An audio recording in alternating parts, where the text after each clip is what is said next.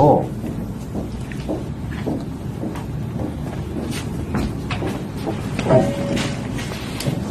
이 처음에 받으신 6쪽에 보시면 철학의 근본 문제가 제기되어 있는데, 이 철학의 근본 문제는 루트비시 포요박과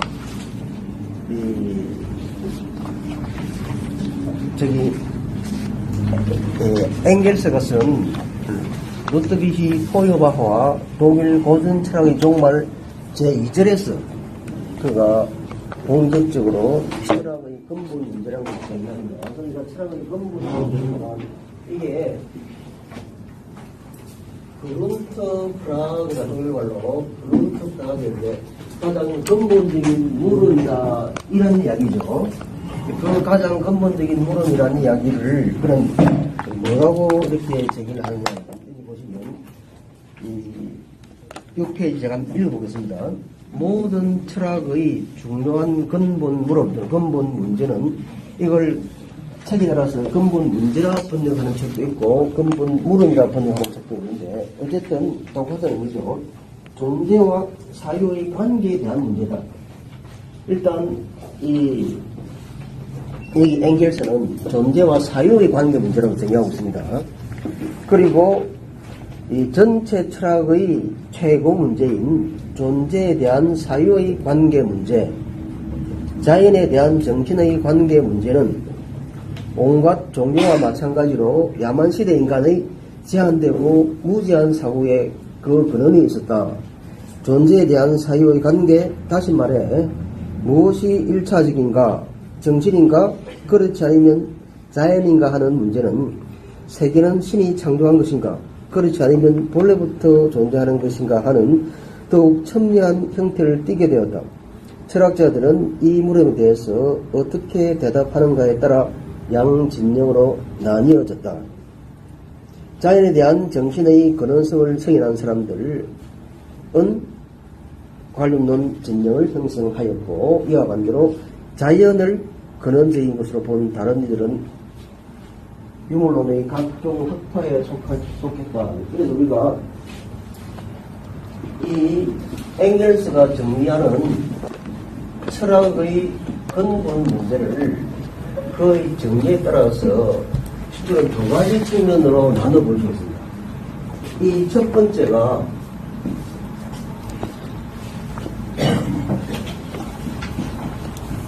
선차성의 부분입니다.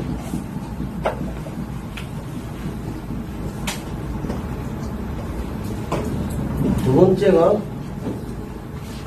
이 가지성의 문제죠. 이 선차성의 문제는 이 철학의 근본 문제의 이 가장 근원적인 근본 문제로서 이 엥겔스는 선차성의 문제를 제기하고, 그에서 연이어노는 부수적인 문제로서 가지성의 문제를 제기하는데, 이 선차성의 문제는 일단 금방 우리가 엥겔스는 이것을 존재와 사유의 관계 문제라고 말한다고 말씀드렸죠. 또는 다른 한편에서 엥겔스는 이것을 정신과 자연의 관계 문제랍니다. 그러니까 존재와 사유,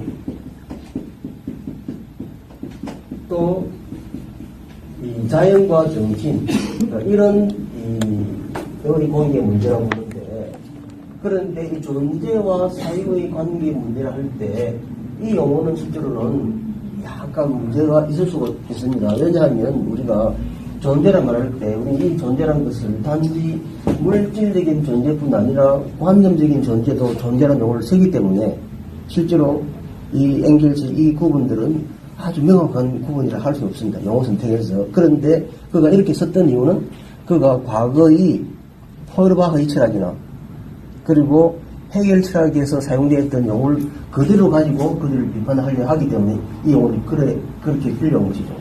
예컨대 우리가 중세의 보편 논쟁을 말할 때 중세의 보편 논쟁을 유명론과 실제론이라 이렇게 나오는데, 유명론과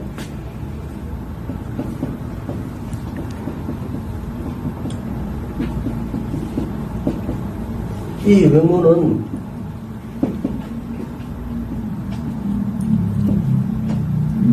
이 노미널리즘이라고 실제로는 리얼리즘을 썼습니다. 이 리얼리즘이라는 용어가 우리가 보통 이 미학이나 예술 창조에서 말하는 그 리얼리즘과 같은 용어입니다. 그런데 저기는 실제로라 번역해야 됩니다. 왜냐하면 이 유명론의 핵심 논쟁은 과연 보편이라는 것이 보편자가 존재하는가, 그리고 그렇다면 보편자가 존재한다면 보편자가 우선이냐 또는 개별적인 것이 우선이냐, 이것을 둘러싸고 벌어진 중세 철학의 아주 유명한 논쟁인데, 이것이 거기에 사용된 두 가지가 유명론과 이 실제론입니다.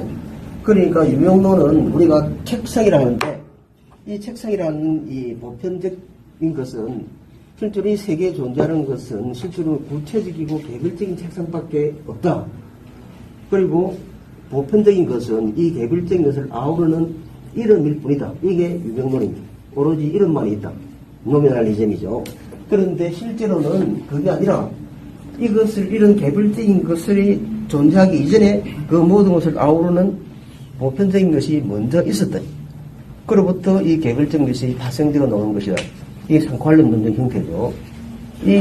그러니까 이게 이 철학이 어디로부터 유래하냐면 실제로 이 플라톤이 예컨대 이데아를 말하고 이 세계는 우리가 감각적으로 경험할 수 있는 이 현상계와 이 현상계 배후에 오로지 논리나 이성을 통해서 포착될 수 있는 이데아계가 있다. 그래서 이 플라톤은 이 이데아, 이 세계를 둘로 나누어서 이원론적으로 설명했던 것이죠. 이렇게 이 세계를 이원론적으로 설명하니까 실제로 인간의 영혼은 이 애초부터 우리 육체가 태어나기 전부터 저 이데아계에 있었고, 그리고 우리가 태어남으로부터 육체라는 껍질을 뒤집어 섬으로써 이 세계에 이 영혼이 들어온다라고 보는 거죠. 그러니 말하자면 이 플라톤의 이데아론을 가장 성직하게 설명하려면 실제로는 어떻게 설명할 수 있냐면 이렇게 설명할 수 있습니다. 예컨대 지금 제가 이 삼각형을 하나 그려놨습니다. 그런데 이 삼각형은 우리가 알고 있는 삼각형의 개념의 정의 방식에 따라서 삼각형을 말하면 삼각형은 세 변으로 이루어졌고 내각의 합이 180도인 도형이죠. 그런데 이 세 변으로 이루어졌고 내각의 합이 180도인 이 도형을 우리가 현실에서 이 말 개념에 걸맞게 그대로 그려낼 수 있습니까? 없습니까? 없겠죠. 아무리 정밀한 작도기를 가져오더라도 오차가 생겨나겠죠. 그러면 그 삼각형은 삼각형의 개념에 맞는 삼각형이 아닐 것이겠죠. 그러니까 실제로 현실에서는 우리가 아무리 뛰어난 그런 작도기를 가져와도 삼각형의 개념에 맞는 완전한 삼각형, 즉 삼각형의 개념적 정의에 맞는 이러한 삼각형을 그릴 수 없다는 것이죠. 그런데 이 문제를 해결하는 두 가지 방법이 존재합니다. 그게 첫 번째 방법이 바로 플라톤식으로 우리가 감각적으로 경험하는 이 세계에는 진짜 삼각형, 완전한 삼각형이 존재하지 않지만, 그러나 우리가 개념이나 논리, 이성적 사유를 통해서 경험할 수 있는 저 세계에서는 완전한 삼각형이 존재한다는 겁니다. 그러니까 이것을 여기가 아닌 저 이데아계에 완전한 삼각형이 존재한다. 감각적으로 경험하는 이 세계에서는 항상 불완전하고 그래서 변화하는 것이지만 이 이데아계의 사물들은 그 자체로 완전한 모습 그대로 존재하고 이 감각적으로 경험되는 현실 세계, 현상계는 이 완전하고 불변적이고 동일한 이데아를 모방한 것이다. 이게 이데아계를 통해서 설명하는 방식, 이게 플라톤의 방식입니다. 그런데 그게 아니라 일상적인, 통상적인 이 공학적 방식은 이 그려진 이 삼각형의 이 완전한 삼각형의 정의에 걸맞는 삼각형은 아니지만 이것을 삼각형이라 부르기로 하자하고 약속하는 것이죠. 그러니까 이 약속에 따라서 우리는 이것이 완전한 삼각형이 아닌 줄 알지만 이것에 기초해서 계속 사고를 전진시켜 나가는 것이죠. 이게 학문적 사유가 발전해간 방식입니다. 그런데 일단 플라톤은 이렇게 우리가 감각을 통해서 경험하는 이 세계 배후에 이 감각을 넘어선 오로지 이성적 사유를 통해서만 경험될 수 있는 이 세계가 따로 존재한다. 이 영혼이나 정신을 통해서 경험할 수 있는 저 세계, 저게 이다학입니다. 그런데 이다학계가 우리가 육체는 껍질을 뒤집어 쓰고 우리가 태어나기 전부터 이 영혼이 저 이다학계에 따로 독립해서 존재했다는 것이죠. 그러면 육체보다 무엇이 먼저 있었습니까? 개별적 영혼이라는 것들이 개인의 육체적 한계를 벗어나서 이미 존재했다는 것이죠. 그러니까 이것은 이 관련론적인 상황이 될 텐데, 그런데 이러한 이데아계가 먼저 있었고 그 현실계의 현상세계 또는 감각계의 모든 사물들은 이데아계를 모방한 것에 불과하다. 그러니까 이 이데아를 알아내는 것은, 왜냐하면 우리가 현실적으로 경험하는 이 현실세계의 사물들은, 우리 육체를 통해서 경험되는 이 현실세계의 사물들은 바로 육체라는 한계 때문에 그 본질이 우리에게 포착되지 못하고 항상 부분적인 것들, 즉 이 가짜인 것들만 우리에게 포착되는 것이죠. 감각은 우리를 속입니다. 그러면 참된 이데아를 인식하는 것은 무엇에 의해 인식되는 겁니까? 오로지 이성적 사고, 논리적 사고라는 것이죠. 그런데 그것을 그는 영혼이란 말로 표현할 것이고, 그러면 이제 우리가 감각적인 것을 벗어나서 오로지 논리적인 것, 정신적인 것, 영혼적인 것을 통해서만 즉 대상을 인식하려면 우리는 어떻게 됩니까? 육체가 주는 감각에 의존해서는 안 되겠죠. 그러면 사물의 참된 모습, 이데아 또는 본질을 포착하려면 어떻게 됩니까? 완전히 육체를 벗어나야 되겠죠. 그러니 플라톤식으로 말하면 철학자는 죽음을 연습하는 자다, 이렇게 되는 거죠. 죽음을 연습한 자라는 것은 간단히 말하면 대상의 참된 모습, 이데아 본질은 감각적 경험을 통해서 인식되는 것이 아니라 무엇을 통해서 인식되는 것이다? 오로지 논리적 사고 또는 이성적 사고를 통해서만 인식되는 것이다. 이게 서양 철학의 이성주의, 본질주의 전통입니다. 그런데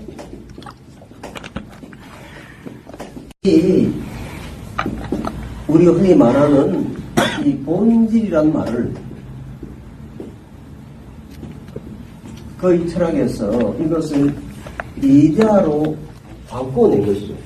그러니까 이데아는, 이런 본질은 적지 않겠습니다. 본질은 어떤 사물이 가지고 있는 여러 성질 가운데서 그 사물답게 만드는 성질이죠. 다른 말로 하면 어떤 사물이 가지고 있는 여러 성질 가운데서 그 속성이 사라지면 그 사물이 더 이상 그 사물이 될 수 없게 되는 성질. 이게 본질이라는 거죠.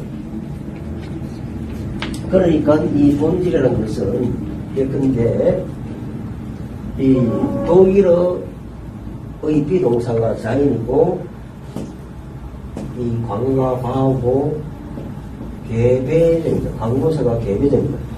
이 독일에서 본질이라는 단어는 이 배전이라 쓰는데, 이 단어가 어디에서 유래했냐면 독일의 영어의 비동사에 해당하는 이 자인의 과거 분사가 개배전인데, 여기서 따와서 이게 영어의 본질에 해당하는 독일의 배전이라는 단어입니다. 그러면 저 배전은 뭡니까? 과거로부터 쭉 이어져 오고 변치 않는 불변적인 것이 본질이라는 것입니다.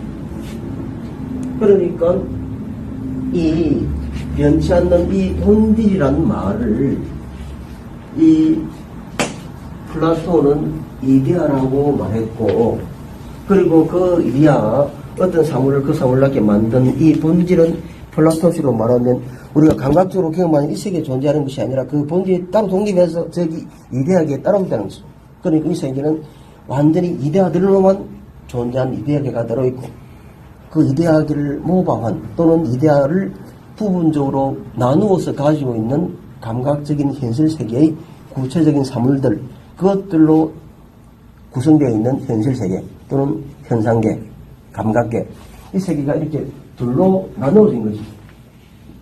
그런데 여기에 비판을 가하는 것이 이 아리스토텔레스의 철학입니다. 아리스토텔레스는 이 어떤 사물을 그 사물답게 만드는 본질이라고 하는 것은 구체적 사물을 벗어나서 존재할 수가 없다. 만약 이 책상을 보라. 이 책상답게 만드는 본질이라는 것이 이 구체적인 책상을 벗어나서 따로 존재한다면 이것이 어떻게 책상이겠는가? 그러면 그 책상을 책상답게 만드는 본질이라는 것은 항상 구체적 사물 속에 들어있다는 것이죠. 그러니까 플라톤이 이렇게 분리시켜버린 이데아계를 이제 아리스토텔레스는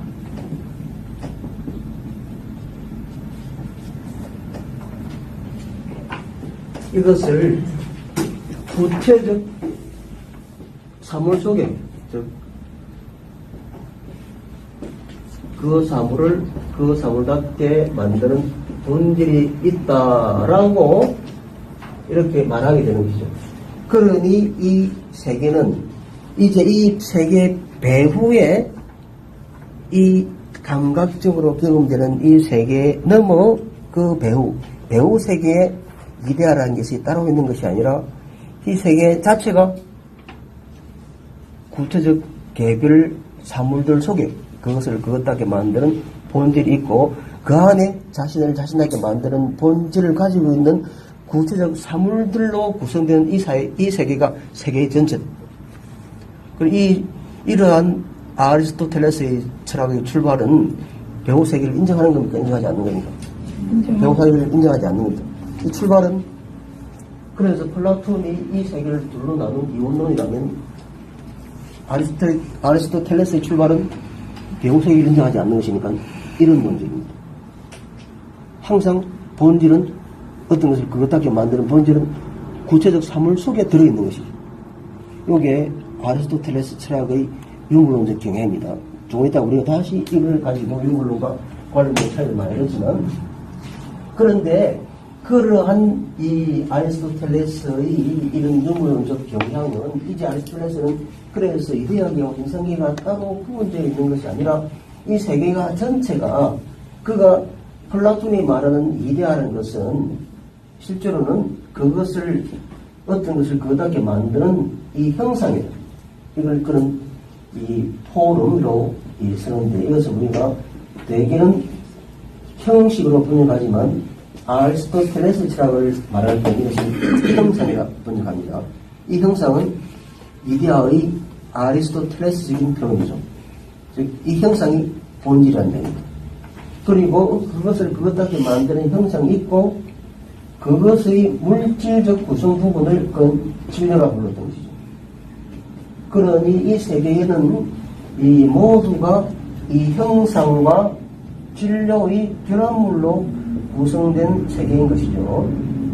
그러니 이 책상은 항상 이 책상을 책상답게 만드는 본질로서의 이 형상이 있고, 그 형상을 즉 물질적으로 뒷받침하는 진료가 있다는 것이죠. 그러니까 이 세계는 항상 형상과 진료의 결합물들로 만들어진 다양한 사물들의 세계입니다. 그런데 이 형상과 진료의 결합물로 된 다양한 사물들이 이 세계에 이제 존재하고, 그 배후는 실제로 물질 세계 배후에 다른 배후 세계가 존재하지 않았던 것인데, 그런 이 형상과 진료의 결합물에서 그 존재자들의 하이어라키, 이 청위를 위계를 결정합니다. 가장 밑에서는 어떠한 형상도 없는 순수 진료가 있고, 이게 좀 더 올라가면 순수 진료, 완전히 물질적인 구성물로만 되어 있는 게 아마 무기물이겠죠. 그에 가면 약간 형상적인 것이 되어 있는 식물, 또 올라가면 동물, 또 더 올라가면 인간, 그에 가면 천사나 신이겠죠. 그런데 이 가장 중력적인 것 최고 위에는 어떠한 정신적인, 어떠한 물질적인 구성부분도 없는 이러한 순수 형상이 있다라는 것입니다. 이 순수 형상은 어떠한 물질적인 구성 부분도 없고, 이 존재자들의 정의에서 가장 높은 곳에 있고, 그래서 자기는 다른 어떤 것의 원인들이 되지만 자기 스스로는 다른 어떠한 원인도 가지지 않는 제일 원인입니다. 그리고 자기는 움직이지 않으면서 다른 것들을 움직이게 하는 부동의 원동자라는 표현을 쓰죠. 그런데 이 부동의 원동자 또는 제1원인, 이 순수 형상은 무엇의 다른 표현입니까? 신의 다른 표현이 되어버린 것이죠. 그러니 세계를 이론론적으로 해석하는 데서 출발한 아리스토텔레스의 유물론적 경향은 궁극적에서 구체적인 사물들로 이루어진 현실 세계에서 가장 궁극에서는 다시 어떠한 물질적 구성 부분도 없는, 그리고 그 모든 것들이 원인이 되는 제일 원인을 설정해버립니다. 다시 배우 세계를 끌어들여온 것이죠. 그럼 출발은 이론론적이었는데, 출발은 또 유물론적이었는데, 결국은 결말은 무엇으로 끝난다는 겁니다. 이원론으로 끝나는 것이죠. 그러니 누가 더 괴롭습니까? 아리스토텔레스 더 괴롭겠죠. 그래서 크게 가를 때는 아리스토텔레스도 이원론자라고 하는 이유가 그런 겁니까? 그렇죠. 아리스토텔레스도 근본적으로는 결국은 배우 세계를 인정한 자가 되는 거죠. 그런데 니체는 끊임없이 플라톤의 이원론과 싸우고 기독교적인 이원론과 싸우면서 끊임없이 이론론적으로 세계를 해석하려 합니다. 그건 좀 이따 설명되긴 하고. 그런데 이 아리스토텔레스가 플라톤을 비판하면서 이데아가 실제하는가? 오히려 이데아는 우리가 구체적 사물들의 보편적인 것의 형태를 뽑아내서 가리키는 그 이름에 불과한가? 이런 문제 제기를 했던 것이 다시 중세 철학에서 다시 등장한 것이 유형론과 실제론입니다. 그러니까 보편적인 뭡니까? 보편적인 것, 오로지 보편적인 성질만 이루어진 것, 이 책상입니다. 이 현실에서는 이 책상이라고 말하지만 이 책상은 이익시 인용 책상, 도서관은 6인용 책상, 아버지 1인용 철제 책상, 또는 할아버지 안전뱅이 책상, 이런 구체적인 책상들만 존재하지 이 전체를 아우르는 책상이 존재하는가, 이렇게 물어볼 수 있는 거죠. 이러한 아리스토텔레스의 플라톤에 대한 이러한 문제 제기가 이때 다시 중세 보편론적으로 등장한 것이 이른바 실제론, 보편론입니다. 그때 지금 중요한 것은 이 실제론이란 말이 실제로 어떤 사물이 실제한다는 것이 아니라 보편자가 실제한다는 점입니다. 실제로는 관리물. 그러니까 용어가 이것이 이 문학이나 또는 예술을 말할 때 그 리얼리즘이 이 똑같은 용어인데 저때는 관념적인 이 이데아가 실제하고 있다. 보편적인 것이 실제하고 있고 그 보편적인 것이 개별적인 보다 먼저 있었다. 이게 실제론자의 주장입니다. 관념론적이죠.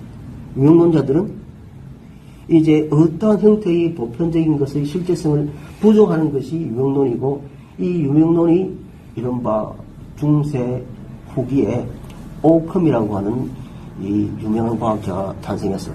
오컴의 면도날이란다.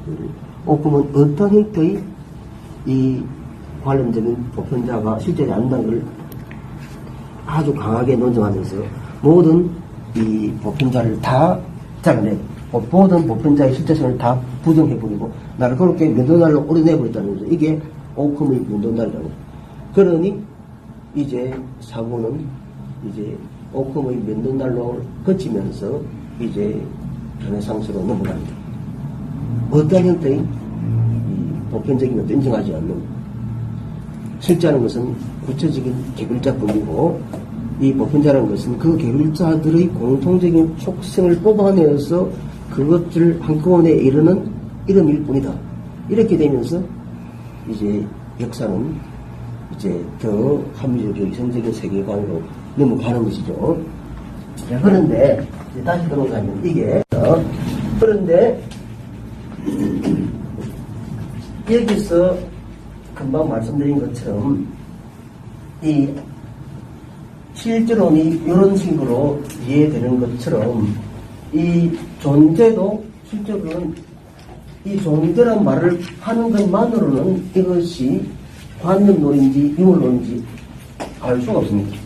왜냐하면 존재 자체가 정신적인 어떤 존재. 그런데 이 관념론자들은 정신적인 것만으로 이 뭉쳐진 존재가 있다는 거죠. 그런데 천사가 있다. 그것도 그들은 존재라 말할 겁니다. 관념적인 존재도 존재입니다. 이 존재 말 자체로는 이게 이 둘의 관계가 명확하게 안 밝혀지는 거죠. 이러한 한계는 있지만 엥겔스는 이 용어를 그대로 씁니다. 왜냐하면 그는 자신의 루트비히 포여바하와 더블 고전체라를 종말해서 이 헤겔 크게는 헤겔의 철학 그리고 그 다음으로는 포여바하의 철학 이 둘을 연구하고 이 둘을 헤겔의 변증법적 사유를 받아들이고 포여바하의 유물론적 사유를 받아들여서 그들의 철학들이 어떻게 헤겔로부터 그 정신적 자양분을 이어받고 포여바하로부터 정신적 자양분을 이어받아서 그들의 이물 변증법의 세계, 유물론적 변증법의 세계가 탄생되었는가를 밝힐 한 책이기 때문에 그들의 용어를 사용해서 이것을 정리하려 했기 때문에 그는 여전히 존재와 사유의 관계 문제, 자연과 정신의 관계 문제라고 이렇게 정리했던 것이죠. 이것을 나중에 레닌이 유물론과 경험 비판론이라는 또 유명한 책을 씁니다.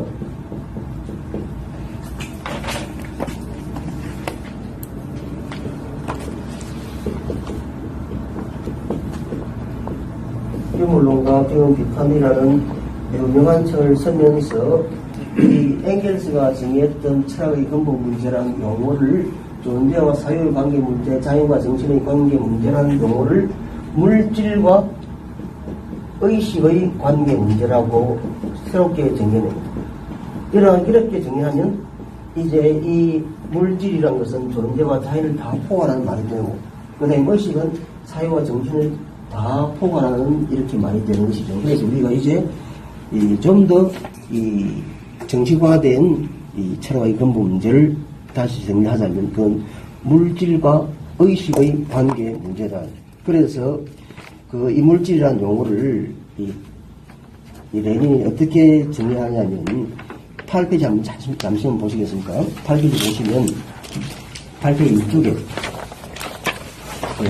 8페이지 이쪽에 유물론의 기본 전제는 레닌이 어떻게 설명하냐면 유물론은 내적 세계, 즉 우리 의식 바깥에 그리고 의식 바깥에 존재하는 의식 밖의 그리고 독립적인 사물의 현존에 대한 승인이다.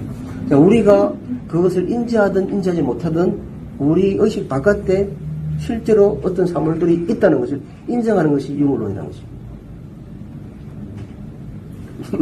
아직 좀 더 다시 설명드리겠습니다. 그러니까 유물론은 예컨대 자, 일단 이 부분은 이 뭐냐면 이 부분은 이렇게 이걸 설명해야 하는데 자, 먼저 선차성의 문제입니다. 이 선차성의 문제의 첫 번째가 그러니까 존재라고 말하든 자연이라고 말하든 물질이라고 말하든 자, 다시 보면 그 물질 이야기를 또다시 그가 정해냅니다. 자, 그 다음에 밑에 보시면 자, 그 포유바하의 유물론과 종교 비판이라는 그 단락 바로 위에 물질이란 인간의 감각에 의해 우리에게 주어지고 우리의 감각에 의해 복사되고 촬영되고 모사되지만 그것과 독립하여 존재하는 객관적 실제를 표현하기 위한 철학적 범주다. 그러니까 의식, 정신 또는 사유로부터 따로 존재하는 그거로부터 독립적으로 존재하는 모든 범주를 그런 물질이라고 하죠. 그러면 이게 뭡니까? 우리부터 물질이고 우리 몸도 물질이고 다 물질이죠.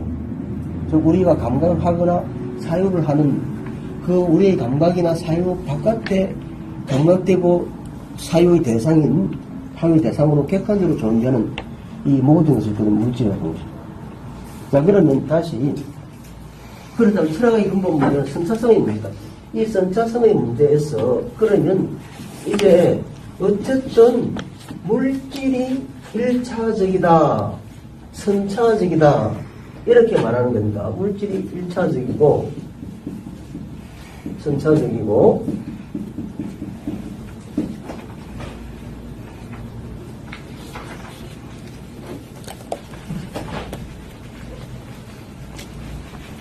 사의 모든 사주는 다 유물론이랍니다. 그 다음에 어쨌든 이 세계는 물질이 아닌 비물질적인 정신, 거의 말씀이라는 것이 먼저 있었죠. 그로부터 이 세계가 파생되어 나옵니다.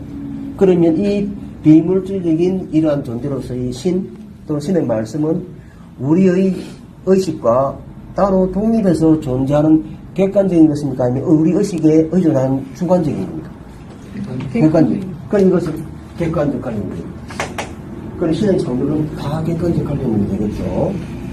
그러니까 예컨대 이 불교에서도 이제 초기 불교는 이 객관적 관념론이 아니었는데 이제 불교가 이제 종교적인 형태를 강하게 띄면서 저기 내세를 설정하고 그 내세가 먼저 있었고 그로부터 신세가 파생되어 나왔다 이렇게 주장하게 되면 객관적 관념론의 형태를 띠게 되는 것이 그러니까 대부분의 이 이원론적 종교는 객관적 관념론의 형태를 띱니다. 그런 내세 그러면 현세가 생기기 전에 뭐가 먼저 있었다는 겁니까? 내세가 먼저 있었고 그 내세에 따라서 현세가 존재하고 그러면 영혼은 그 내세부 우리가 현재 태어나기 전부터 그 내세에 있었던 것이 되는 거죠. 그러니까 영혼이 먼저 있었고 그 영혼이 플라톤식으로 말하면 영혼은 우리 육체가 어머니 몸으로부터 태어나기 전부터 우리 영혼이 따로 독립해서 저기 이대하게 있었던 것이죠. 그런데 우리가 어머니 몸을 받고 태어나면서 육체라는 껍질을 뒤집어 버린 거죠. 육체라는 껍질을 뒤집어 서버림으로써 이데아에 대한 기억을 잊어버린 것이죠. 그러니까 뭡니까? 망각의 강을 걷는 것이죠. 그러니까 이 망각을 플라톤식으로 말하면 망각이 블랙입니다. 이 망각의 강을 건너버린 것은 왜 망각의 강을 걷는 겁니까? 육체는 껍질을 뒤집어쓰고 육체는 껍질이 우리에게 감각적인 것을 토대로 대상을 인식하게 만들기 때문에 그러니까 이데아에 대한 기억을 다 깡그리 잊어버린 것이죠. 그러면 그 이데아에 대한 기억을 되살려내는 것을 그가 말한 아레테이아입니다. 이것을 플라톤의 이 진리로 말하면 상기설입니다. 이제 우리가 이 진리, 진실 또는 사물의 본질을 알기 위해서는 이데아를 어떻게 하기만 하면 된다는 겁니까? 상기하기만 하면 된다. 기억해내기만 하면 된다. 어떻게 하면 기억해낼 수 있습니까? 육체가 우리에게 뒤덮어버린 육체의 감각에 의해서 이 사물을 포착하는 그러한 방식을 버리고 뭘 통해서? 오로지 정신, 논리적 사유, 영혼을 통해서 그걸 포착하는 것이죠. 이게 그러면 감각적 경험을 완전히 벗어나는 유일한 길은 죽어야 되는 거죠. 그러니 철학자는 죽음을 연습하는 자다. 이게 플라톤의 이야기입니다. 그런데 그 말은 대상이 참된 본질을 이데아는 뭘 통해서만 인식된다? 논리적 사유를 통해서만 인식된다는 것이 그 이야기입니다. 그러니 플라톤식으로 이렇게 이 내세를 가정하고 또 현세를 가정한다. 이 내세가 이 플라톤식으로 말하면 이다계가 되고, 그 다음에 이 현세가 현상계죠. 또는 감각계죠. 그러니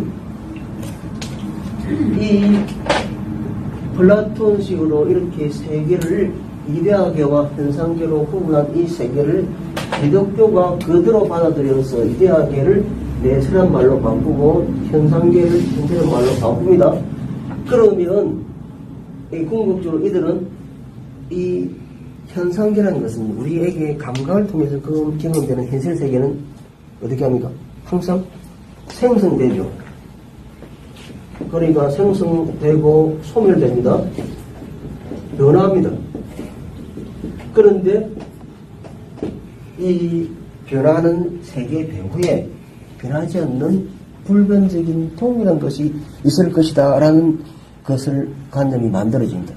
여기에 이걸 미학적인 것과 약간 연관시켜 설명해 보면 미학사에서 예술사에서는 어떠한 이 케이스냐면 구석기 시대 원시인들의 그림을 덕보니 이 구석기 시대 원시인 그림이 아주 세밀하고 정밀합니다. 그런데 이게 신석기 시대로 넘어오게 되면 그 세밀하고 정밀한 구석시대의 인간들의 대상의 묘사 능력이 이런 식으로 이런 5살 어린 애들이 그릴 수 있는 그림입니다. 그런데 구석시대 원시인들이 다 따르고 있는 말이나 소를 그린 그림은 아주 세밀하고 그런 그림 능력이 인간의 역사에서 다시 부활되려면 18세기 19세기 후반 에드가 드가의 시절에 왔어야 가능해집니다. 그러니 그렇게 이 역사적으로 이 구석시대의 원시인들이 뛰어난 세부 묘사 능력이 신석기 시대 이후로부터 인간들의 그런 묘사 능력이 퇴화된다는 것이죠. 그 퇴화된다는 것은 뭐겠습니까? 오히려 인간의 대상을 묘사하는 능력이 이제 퇴화되어서 그렇게 세밀한 묘사가 불가능이 있었다가 이제 한참 뒤에 에드가 드가 시대에 왔어야 가능했다는 이유는 이 구석기 시대의 원시인들이 지능 기수가 신석기 시대의 원시인들보다 낮았겠죠. 이게 문명의 비밀입니다. 문명의 비밀은 구석기 시대의 원시인들은 대상을 그릴 때 자기 눈에 보이는 대로 그린 겁니다. 감각을 통해서 그립니다. 그런데 신석기 시대의 원시인들은 이제 눈에 보이는 대로 그리지 않고 이지를 통해서 이성적 사고를 통해서 그린다. 자기들이 아는 대로 그립니다. 그래서 이제 그림을 대상을 묘사하는데 논리적 사고가 들어갑니다. 이게 개념적 사고의 출발입니다. 이 개념적 사고라는 것들이 지금 아주 이게 중요한데, 이거만 조금 더 이야기를 한다면, 이왕은 우리가 이것들이 지금 현대의 여러 가지 문제들과 연결되어 있기 때문에 이야기를 해보자면, 그러면 이 개념적 사고가 인간들에게 등장하면서, 이제 고대 원시인들은, 이제 이 구석기 시대 원시인들은 자기가 경험적으로 감각을 통해서 경험한 이 세계가 세계의 전부입니다. 자기가 죽으면 이 영혼이 따로 남아서 어디로 간다는 그런 관념도 아직 만들어내지 못합니다. 그런데 신석기 시대로 인간들이 사고가 넘어가면 현실의 삶들이 없습니다.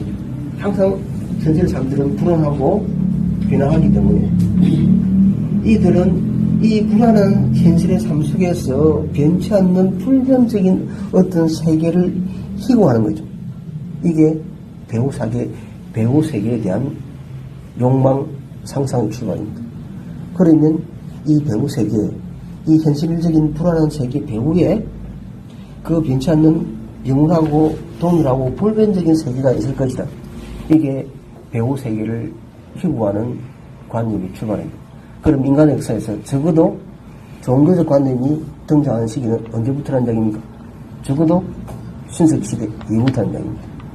그러니까 신석시대 이후부터 인간들은 감각적으로 경험하는 이 세계의 배후에 변치 않는 불변적인 영원하고 동일한 세계를 상징해놓고 그 세계가 이 감각적으로 경험되는 세계 배후에 따로 존재한다고 보았던 거죠. 이원론적 세계의 출발입니다. 그 이원론적 세계의 출발이 플라톤식으로 이렇게 정의된 것이 플라톤이 이데아論이겠죠.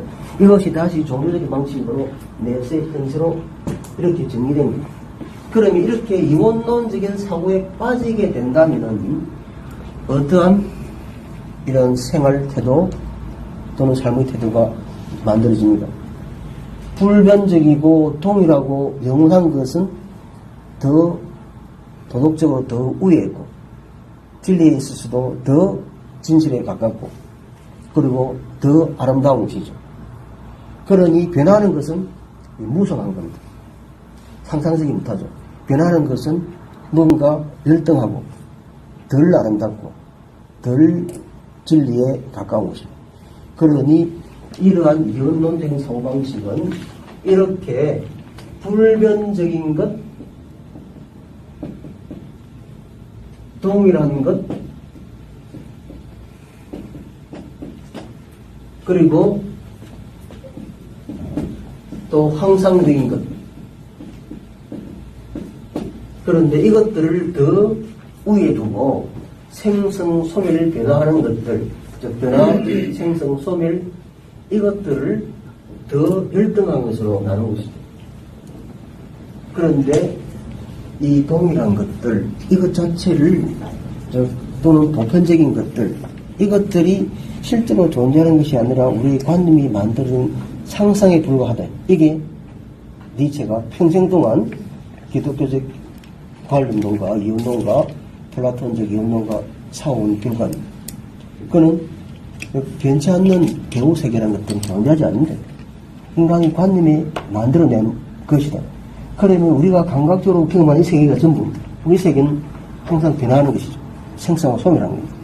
그러면 이 이원론적인 사고방식에서는 변하지 않고 동일하고 불변적인 것이 항상 우위에 있고 더 진리에 가깝고 더 도덕적인 것이라면 그런 것이 없다 한다면 이 세계는 그런 배우 세계가 없다 한다면 이 세계의 모든 것은 생성되고 소멸되고 변하는 것이 이 세계의 참모습니다.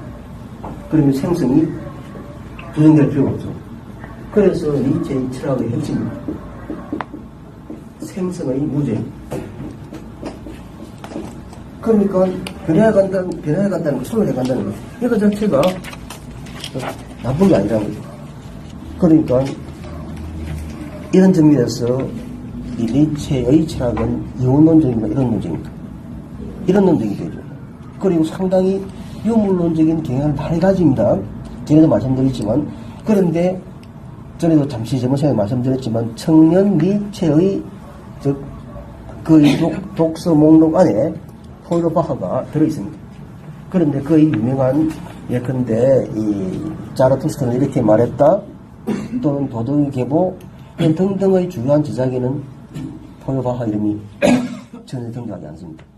왜 등장하지 않느냐면 그는 유물론을 그가 비판하는 이런 본질주의가 보는 겁니다. 본질주의라는 것은 세계의 모든 다양한 현상을 하나의 궁극적인 본질로 설명해서 환원시킵니다. 예컨대 우리가 이 책을 놓고 그를 읽게 하는 받침대 역할을 하는 사무가구라고 아리스토텔레스의 이 개념의 정의 방식에 따라서 정의를 내려버리는 순간에 우리는 이 책상이란 이 본질적인 개념을 통해서 이 세계에 존재하는 모든 책상을 전체적으로 총체적으로 그 안에 다 집어넣어 버린 겁니다. 그래서 책상의 모습이 아무리 다 다르게 드러나든 여기에다가 책을 놓고 글을 읽게 하고 또 글을 쓰게 하는 받침대 역할을 하는 사무가구라고 책상 지정이 되게 되면 그 책상은 어떤 책상이든 관계없이 이 책상은 단일한 하나의 본질로 환원되어 버립니다. 이게 서양 철학의 본질주의 전통입니다. 그런데 그 본질은 플라톤식으로 말하면 그 본질은 이성을 통해서 알아낼 수 있는 겁니까? 감각을 통해서 알아낼 수 있는 겁니까? 이성을 통해서 알아낼 수 있는 겁니까? 그러니까 서양 철학의 오랜 전통은 이성주의, 본질주의 전통이고 이것이 이론론적이든 이원론적이든 이 포이로바흐나 마르크스처럼 유물론적이든 이 헤겔처럼 관념론적이든 또는 이 아리스토텔레스나 플라톤처럼 정의상학적 세계관이든 이 데모크리토스나 헤라클레이토스나 헤겔 마르크스처럼 변정법적이든 모두가 이성주의 본질주의입니다. 그래서 그 이성주의 본질주의적 전통에 따르자면 무엇이 있다? 본질이 있고 본질이라는 것은 무엇에 포착이 된다?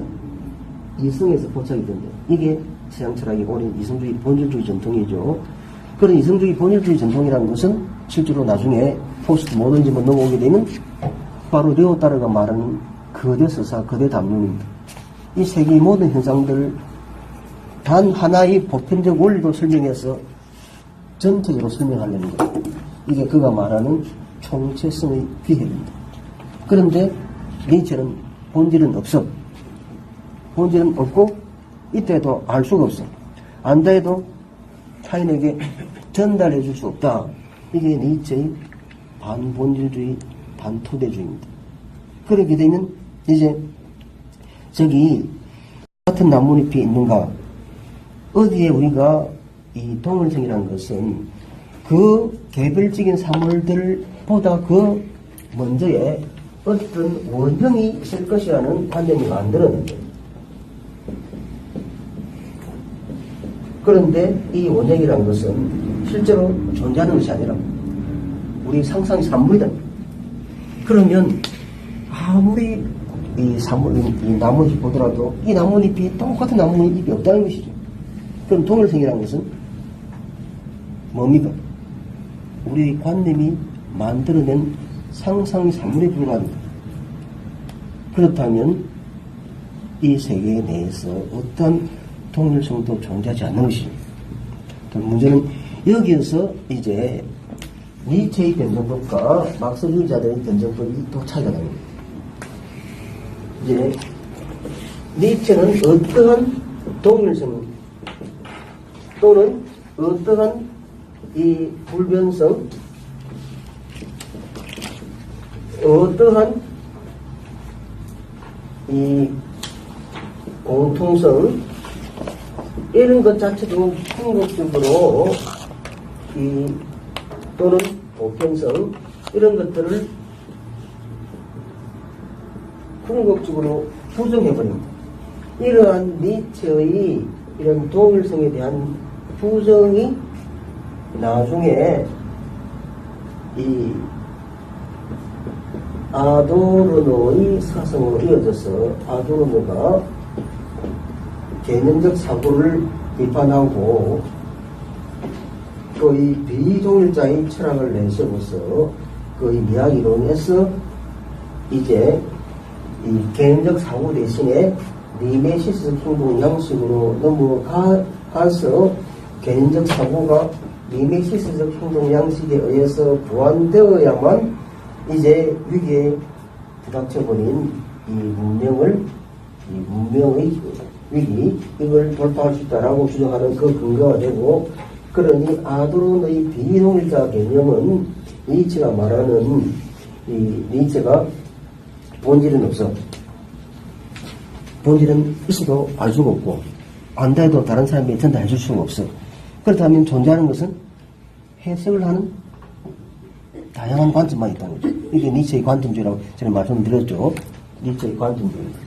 그런데 니체의 관점주의는 뭘 부정하는 겁니까? 동일성, 보편성, 불변성 이런 것들을 부정하는 거죠.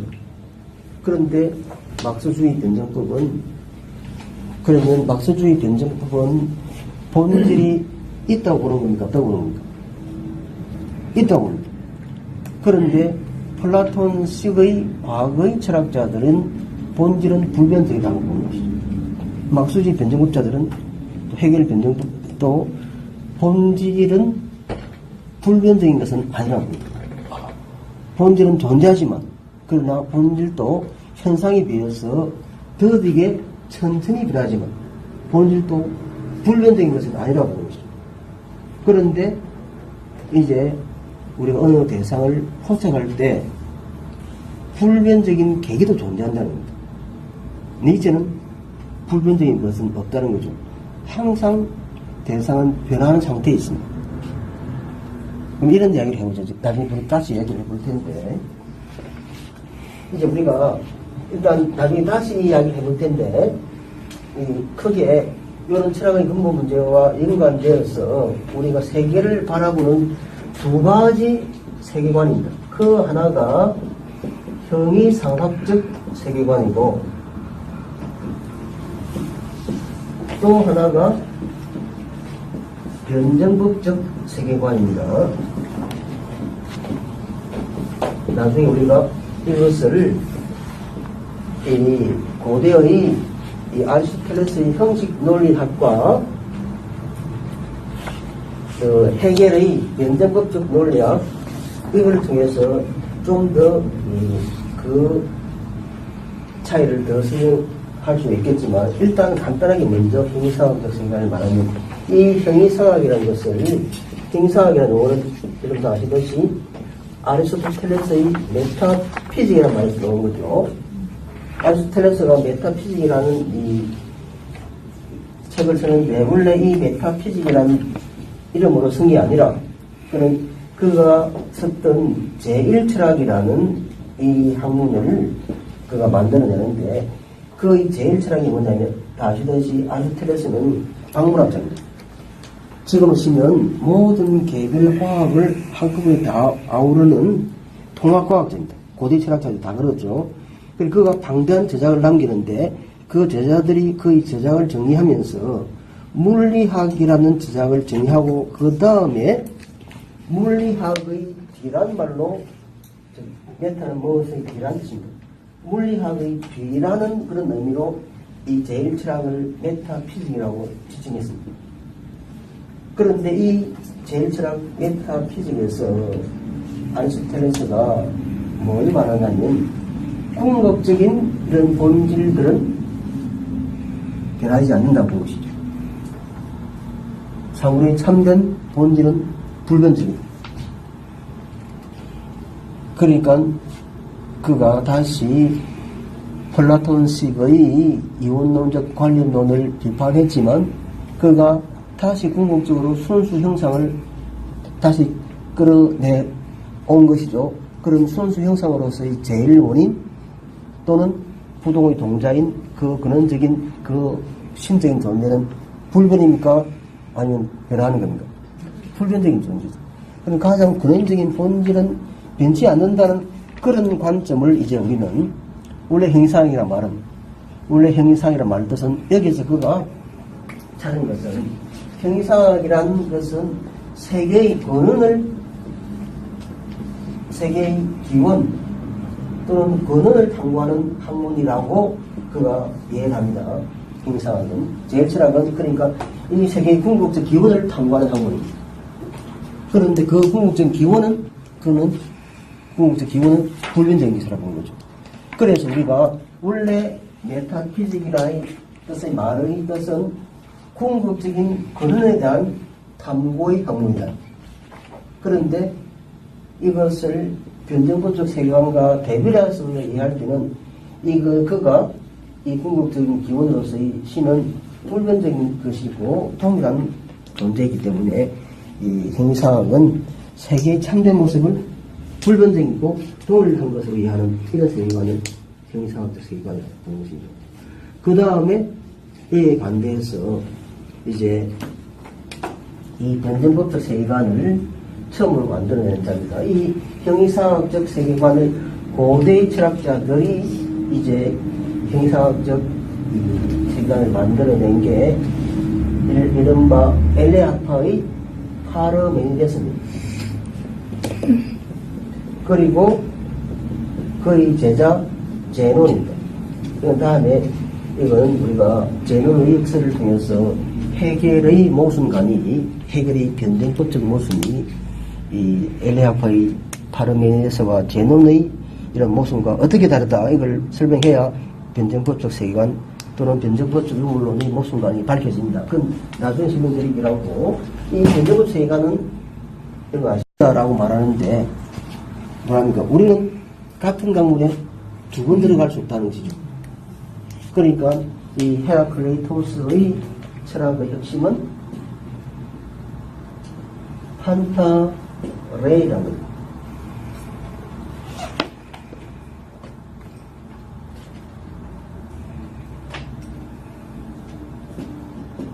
만물은 흐른다. 만물은 유전한다. 흐른다. 만물은 변한다.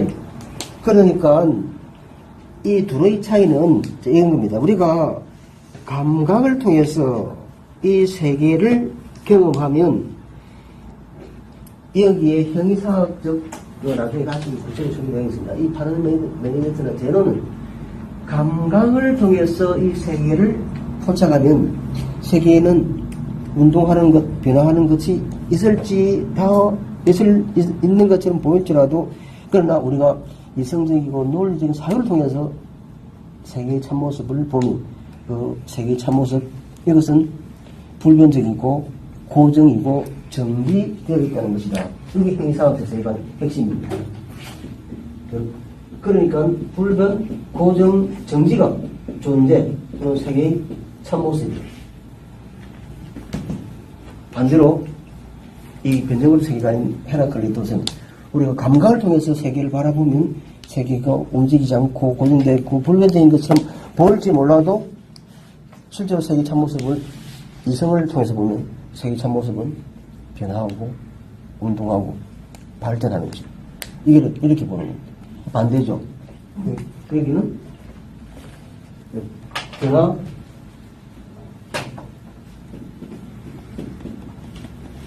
운동 또는 발전 이런 겁니다. 이게 그렇다면 이렇게 우리가 얘기해 볼 수 있습니다. 지금 이 책상이 지금 이런 움직임도 안 움직입니다. 안 움직이지 않잖아요. 그런데 이게 안 움직인다고 말하는 게 맞습니까? 틀렸습니까? 아저씨 되게 맞습니다. 근데 이게 그러나 우리가 서 있는 이 제한된 시 공간에서는 이게 안 움직인다고 말하는 게 맞겠죠. 왜냐하면 우리가 지금 특정한 이 시간 그리고 이 공간 속에서 이것은 우리의 감각에 의해서 포착될 때 이것은 안 움직이는 게 맞습니다. 그런데 우리가 우리의 이 경험을 이제 전 지구적 규모로 넓힌다면 이건 우리 지구의 표면 위에서 아주 우주 공간을 빨리 운동하고 있는 것이죠. 그럼 이렇게 우리가 또 이 말을 할 수 있습니다. 그럼 이거는 지구가 움직이는 것이 어떻게 이게 책상이 움직이느냐 이렇게 말할 수 있겠죠. 그래서 우리가 비행기를 타고 또는 기차를 타고 서울로 갑니다. 그럼 내가 움직였습니까? 기차가 움직였습니다. 이때 운동의 원인들을 우리가 같이 움직여. 이 내적인 것이나 외적인 것으로 구분하더라도 내가 비행기를 타고 또 기차를 타고 내가 움직임이 맞죠. 운동의 원인이 어디에 있든 내가 움직임이 맞습니다. 그리고 이것이 이 형태로 지금 유지되려면 우리 눈에 보이지 않는 미시적 물리 세계로 들어가면 여기에는 양 전하를 띤 원자 핵과 음 전하를 띤 이 전자가 밀고 당기는 운동을 통해서 이게 존재합니다. 라는 엄청나게 큰 운동이 일어납니다. 그러면 이건 운동을 하고 있다고 봐야 됩니까? 운동하지 않고 있다고 봐야 됩니까? 어떤 게 맞습니까?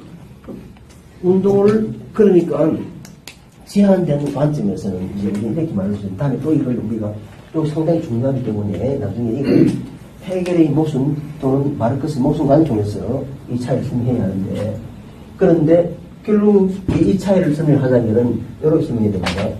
일단, 우리가 좁은 관점에서는 분명히 제한된 시공간에서는 이건 움직이지 않죠. 고정되어 있죠. 그러면 이것은 형이상학적 세계관이 이렇게 분명히 맞는 측면이 존재한다는 것이죠. 그리고 그러나 우리가 이 세계를 전체적으로 포착해 본다면 이것은 변정법적 관점에서는 세계는 움직인다라고 볼 수가 있다는 거죠. 그렇다면 이 변정법적 세계관 이것이 더 넓은 관점이라고 일단 우리가 1차적으로 정의해 볼 수도 있겠는데, 그러면 그렇다고 해서 형이상학적 세계관이 옳지 않고 틀렸는 것. 지금 내 몸에서 지금 이렇게 말하는 내 몸에서 지금 변화가 일어나고 있습니다. 하루에도 수십만 개 세포가 죽었다 사라지죠. 아침에 나와 저녁에 나는 가슴이 다릅니까? 다르죠. 그런 변화가 일어났죠. 변화가 일어났는데 그런데 불구하고 이 선생님을 젊을 때 이 선생님과 지금 나이가 좀 들은 이 선생님을 우리가 보면 너무나 얼굴을 많이 안 고쳤다면 보고 알 수 있겠죠. 그런데 많이 바뀌었을 겁니다. 모습도 바뀌었고 외모도 바뀌었고 살이 약간 나이 들어서 피부가 좀 드러났을 것이고 그런데 분명히 변화가 일어났습니다. 변화가 일어났음에도 불구하고 우리가 어떤 존재를 그 존재를 알 수 있는 것은 변화 속에 무엇을 인지하기 때문입니까? 불변적 계기를 인정하기 알기 때문이죠. 그 불변적 계기가 학문의 토대가 됩니다. 그러니 변정법적 세계관은 일단 변화를 인정하면서도 거기에서 특정한 공간 속에서 그것이 변하지 않고 즉 통일성을 유지하는 그 관점을 인정하는 게 변정법적 유물의 핵심입니다. 니체의 변정법은 그러한 통일성 계기를 부정하는 겁니다.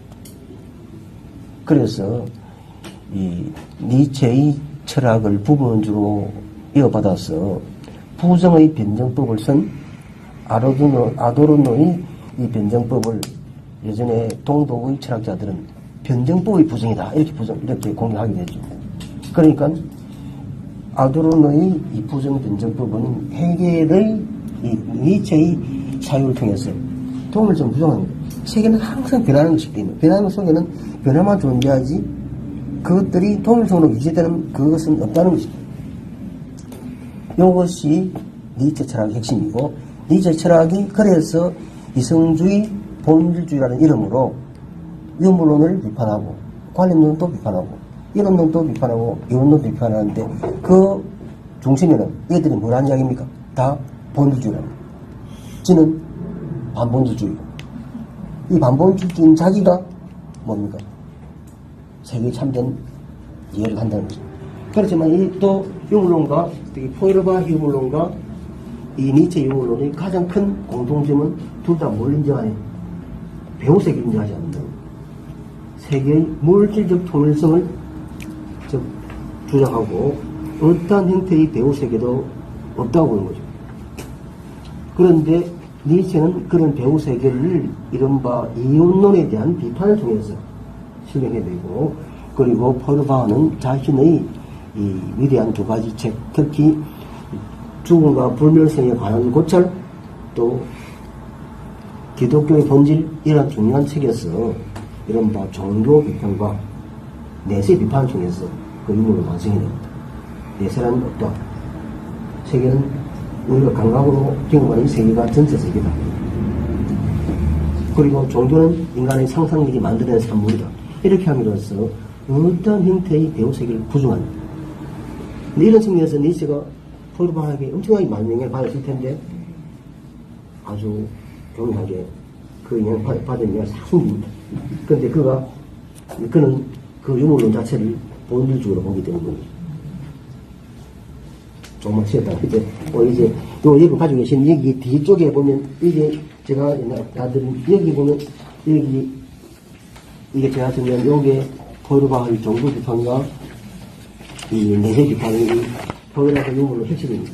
이걸 쭉 가지고 보시면 이제 왜 포이르바가 어떤 방식으로 내세를 비판하고 유물론의 토대를 만들어내는가.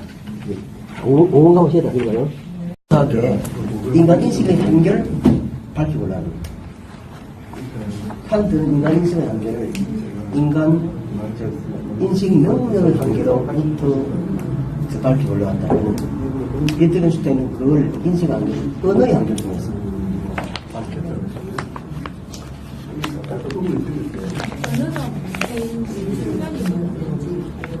그런 문제도 되겠죠. 처음에 이제 언어를 이제 처음에 초기 위트겐슈타인 철학의 언어 그림 이론입니다. 언어가 그대로 대상을 반영하는 걸로 보는 거죠. 그러니까 우리가 책상이라면 책상을 언어로 표현할 때 책상이 우리가 그림을 그려서 책상을 우리 눈에 보여주는 것처럼 언어가 그림과 같이 책상을 지시하는 거예요. 그런데 뒤에 후기로 가면 그런 언어 그림이 바뀌었어요.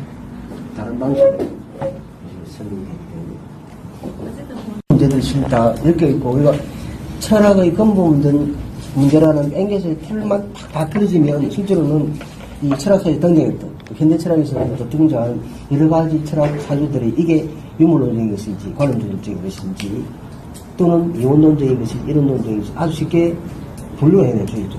그래서 상당히 이 철학의 근본 문제는 상당히 유용합니다. 그 다음에, 그러면 이제 기독교적인 이원론은 그러면 관념론입니까? 유물론입니까?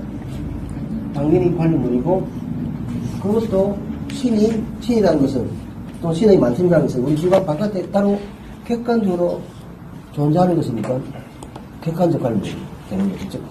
비물질적인 정신, 관념 이런 것들이 우리 주관적 것이 바깥에 객관적으로 따로 독립해서 존재한다는 것을 인정하는 것이 객관적 관념이 됩니다. 그런데 주관적 관념은 뭐가 됩니까?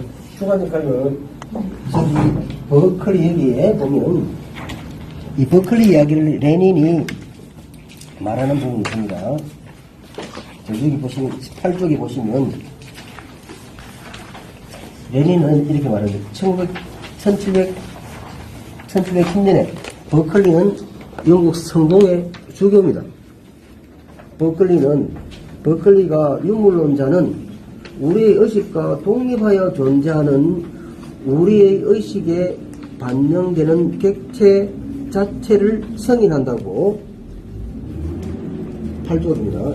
처음에 받으신 자료, 처음에 받은 버클리가 유물론자는 우리의 의식과 독립하여 존재하는 우리의 의식에 반영되는 객체 자체를 승인한다고 비난한 사실을 독자들에게 상기시키고자 한다고 말합니다.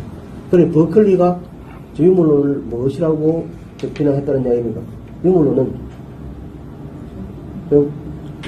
우리 의식에 반영되는 객체 자체가 우리 의식과 무관하게 따로 있다라고 말했다. 이게 유물론이다.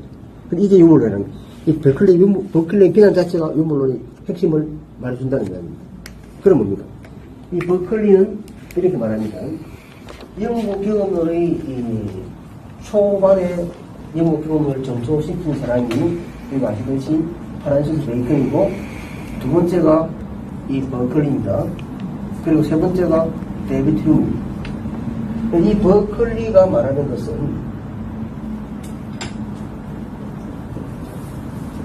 존재는 지각이다. 핵심입니다. 이것을 더 말하자면 존재하는 것은 지각되는 것이다. 이런 말입니다. 에세 에스터 페르스피입니다. 지각되는 것이다.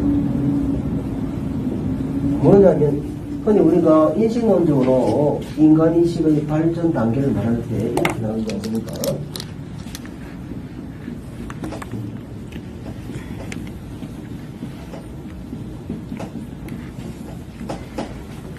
단계를 이렇게 나눠보면, 여기에 이 감성적 인식이 있고, 여기에 이성적 인식이 있습니다. 이 이성적 인식, 감성적 인식이 가장 낮은 단계가 감각이고, 그 다음에 지각이고, 그 다음에 표상이고, 개념이고, 이성적 인식의 가장 낮은 단계가 개념이고, 여기에 판단이고, 여기에 추론입니다. 그런데 이 감각이라는 것은, 이 감각을 센세이션이라 썼죠. 이 감각은 우리 신체에 구비되어 있는 5가지 감각 기관에 가해지는 자극을 수용하는 능력.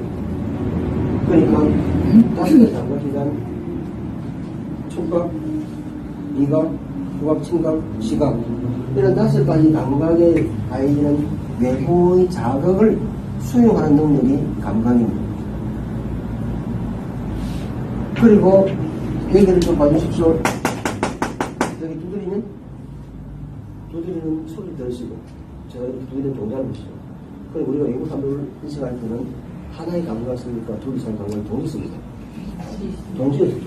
대개는 동시에 씁니다. 그러니까 이 지각은 둘 이상의 감각을 종합하는 능력입니다. 이게 지각입니다. 그런데 지각한다 할 때는 대개 지각을 퍼셉션이 하죠.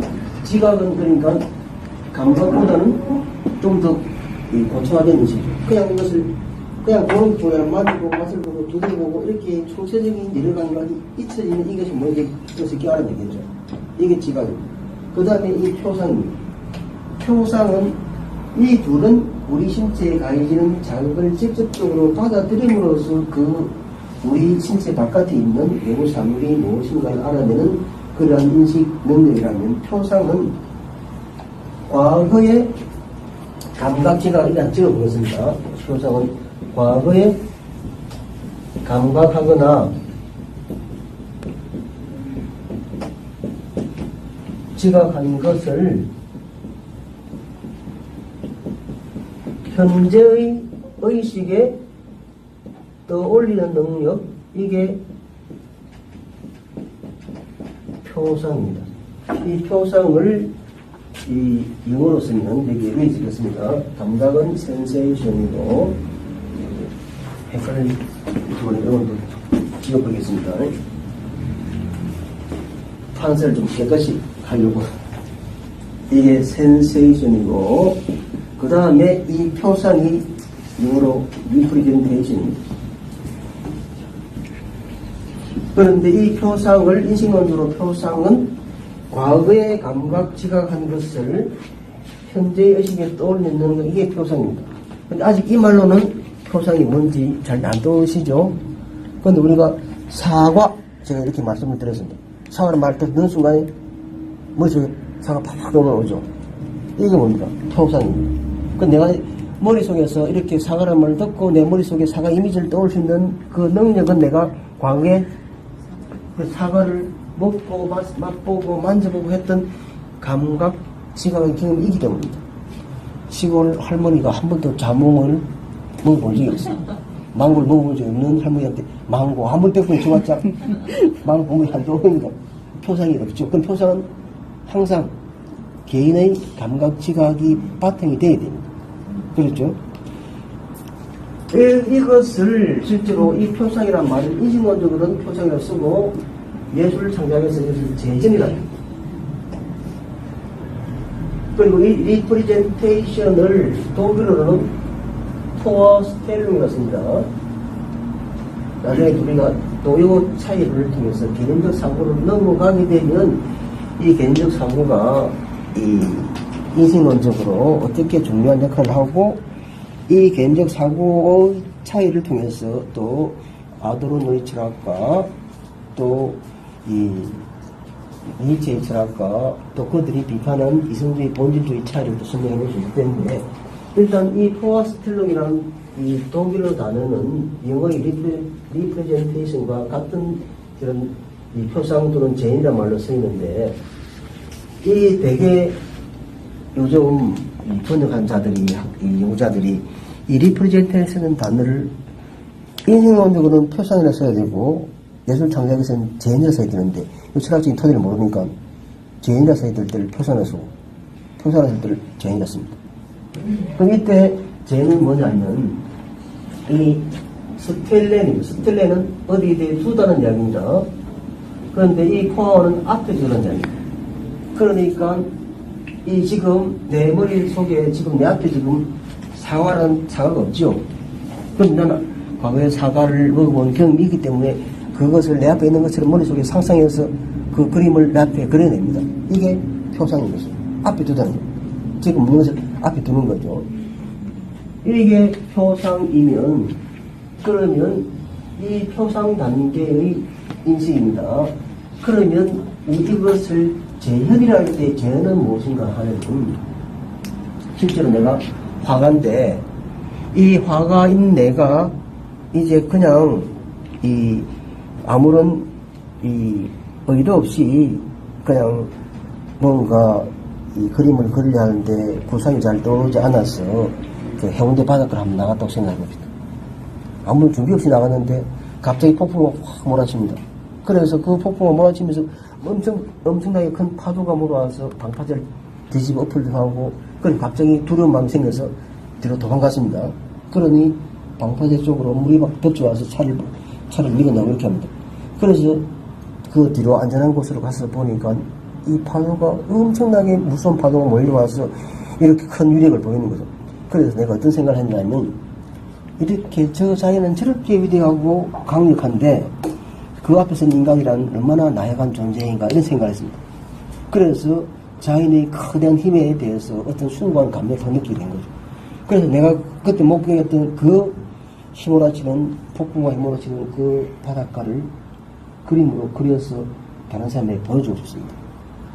그러면 나는 내가 보았던 현대인 미술관이 사진을 콕 찍어서 가서 그걸 보고 다시 그리기도 하겠죠. 근데 과거 미술관은 사진이 없을 때는 어떻게 하겠습니까? 이렇게 빨리 스케치를 하거나 스케치 할 것을 안 가져갔다면 어떻게 하십니까? 머릿속에서 어쨌든 기억해가지고 다시 자기 이 스튜디오로 돌아갔겠죠. 다시 돌아가서 그가 보았던 그 장면을 이 리프리젠테이션 안에는 프리젠테이션이라는 말이 들어있습니다. 프리젠테이션 뭡니까? 이 프리젠테이션은 제시란 뜻입니다. 제시 또는 현심이다 또는 시연이라 번역하죠. 예컨대 어느 의상 디자이너가 자기 옷을 하나 만들었습니다. 이것을 모델에게 입혀서 처음으로 탁 보여주는 건 뭐랍니까? 시연이라죠. 대학생이 이 PPT 자료를 만들어서 교수 앞에서 딱 발표를 합니다. 이게 뭐랍니까? 처음으로 보여주는 것이 프리젠테이션입니다. 처음으로 제시. 그러니까 어떤 것을 모방하는 것이 아니라 자기가 창안을 해서 처음으로 보여주는 것을 프리젠테이션을 합니다. 그런데 리프리젠테이션은 내가 그렇게 보았던 것을 이제 나와 똑같이 보지 못한 다른 사람들에게도 나와 똑같은 유사한 감동을 느끼게 하기 위해서 내가 보았던 그 장면을 나는 가능하면 왜곡시키지 않아야 되겠죠. 그 장면을 잘 기억해서 폭풍과 휘몰아치는 그 바닷가 그 우분한 장면들 가능하면 모방 모사해서 왜곡하지 않고 다시 제시해 주는 것. 이게 리프레젠테이션, 재현입니다. 그러니까 이 재현이 이루어지려면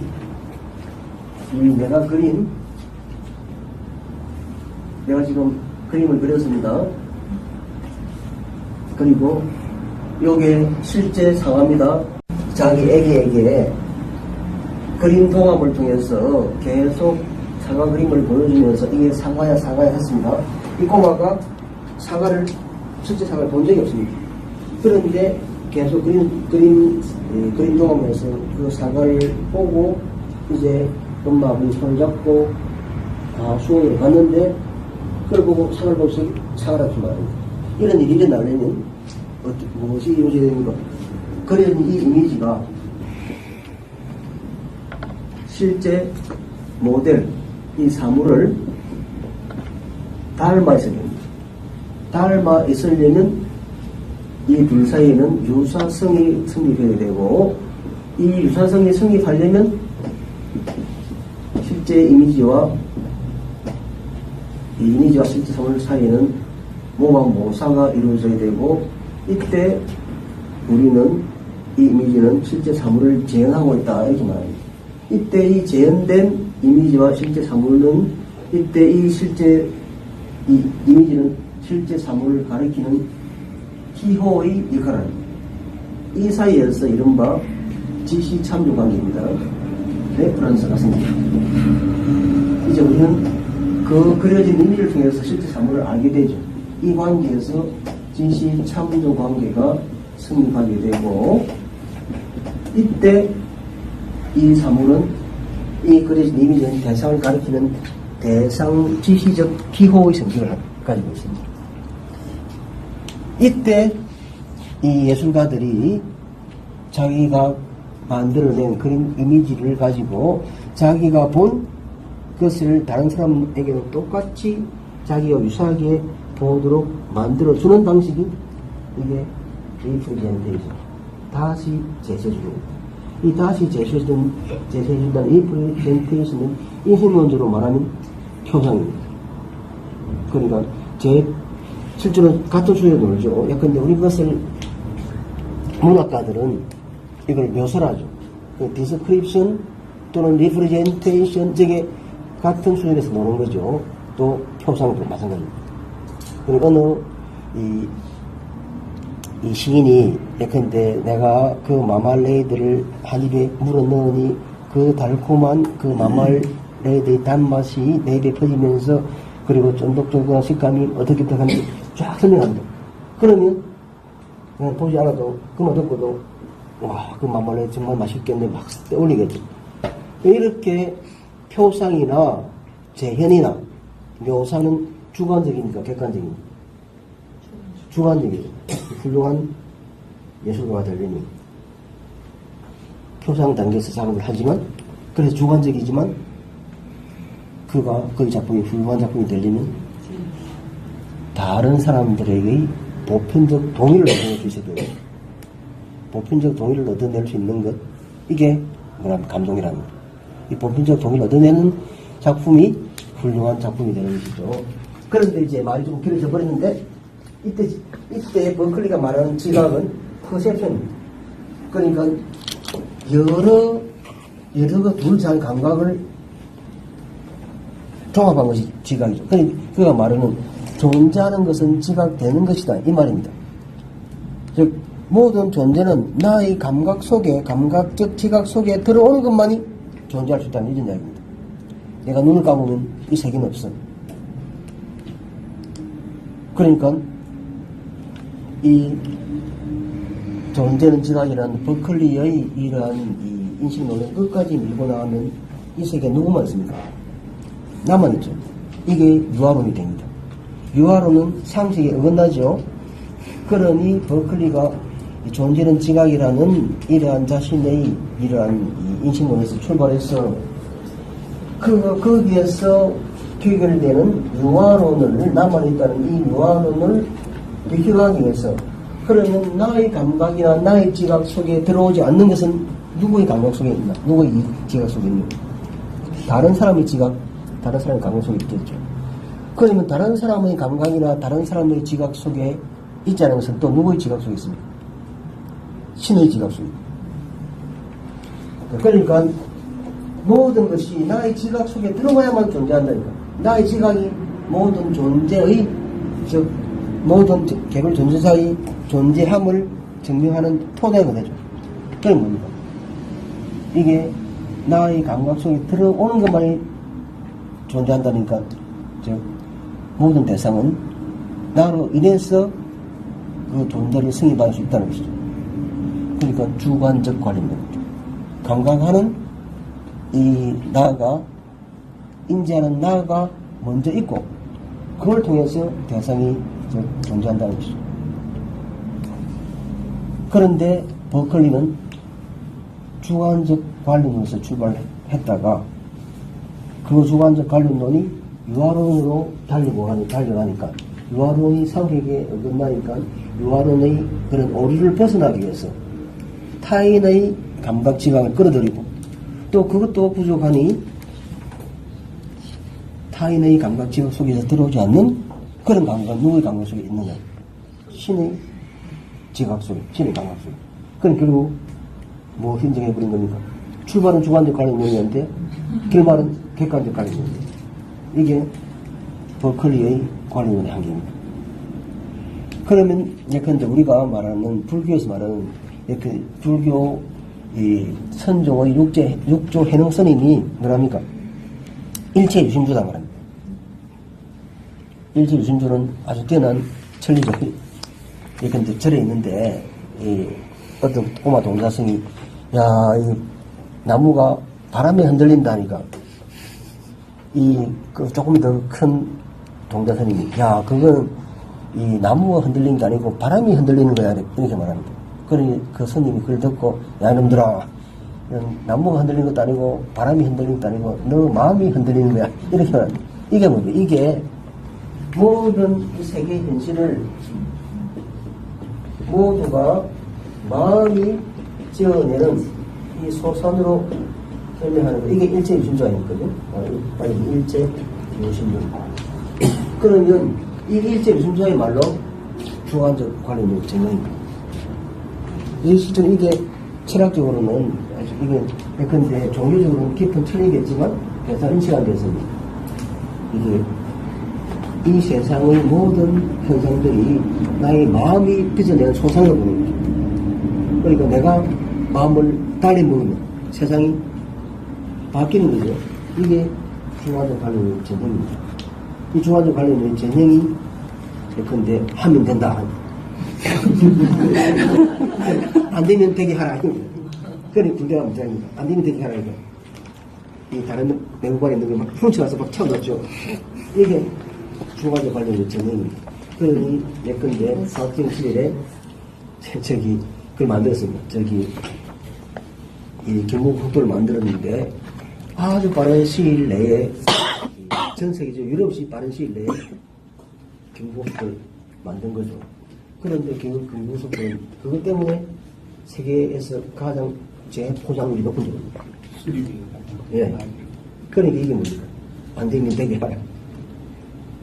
안 되게 되는 객관적 조건이 되는 있는데 그걸 무시하고 그걸 부정합니다. 이게 다 실제로는 우리 현실에서 보이는 주관적 관련론의 그런 사고방식입니다.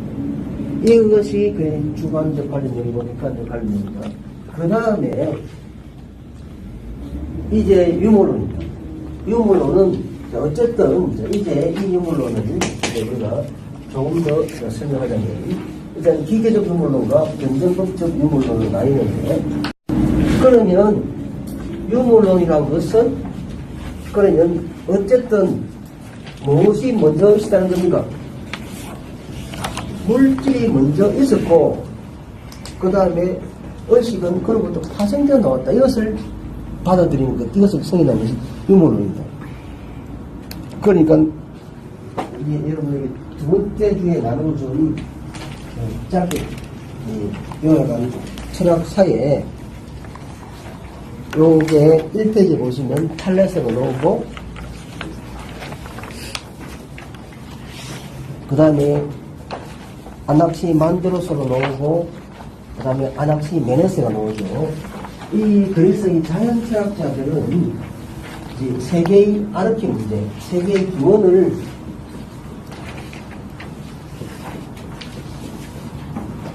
탈레스는 만물의 근원은 물이다 말합니다. 그리고 아낙시 메네스는 앞에 이론이랍니다. 이걸 무규정자랍니다. 이 무규정자라는 용어도 설명이 필요한데 다른 말로 그 용어는 앞에 이론입니다. 그리고 아낙시 메네스는 일단 공기랍니다. 이 무규정자와 물 앞에 이론 공기 이 차이는 오늘은 설명하기는 시간이 좀 길 것 같은데 일단 오늘은 넘어가고 어쨌든 이 밀레토스 아빠 그리스의 초기 자연철학자들은 이 세계의 근원에 가장 이 세계 최초의 근원에는 물이 있었고 이 물로부터 모든 사물들이 형성되어 나왔다는 겁니다. 그리고 아낙시만드로스는 그걸 무규정자랍니다. 그 차이는 나중에 설명되기를 하고 그 다음에 또 아낙시메네스는 공기랍니다. 어쨌든 이들은 물질적인 어떤 것이 먼저 있었고 그로부터 이 세계가 만들어져 나왔다는 거죠. 인물론자들입니다.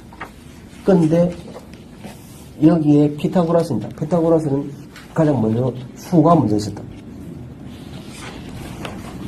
그리고 이 또 다른 관념들은 됐건데 기독교적인 관념을 말하면 하나님이 먼저 있었고 그의 말씀이 먼저 있었다.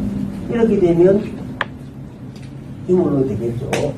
그런데 이 유물론은 그러면 도대체 이 흔히 말할 때 우리가 이 머트리얼리즘이라고 번역해놓고 이게 통상적으로 저것을 물질주의 이렇게 번역하기도 하죠. 그런데 이러한 유물론을 저렇게 이해하는 사고방식이 포일바가 당시에 있었다는 거예요. 그러니까 저걸 유물론이라 번역하지 않고 물질주의로 번역하면 어떤 의미를 가집니까? 그렇죠. 물질 우선하는, 물질 우선주의, 물질 지상주의 이런 생각을 하게 되죠.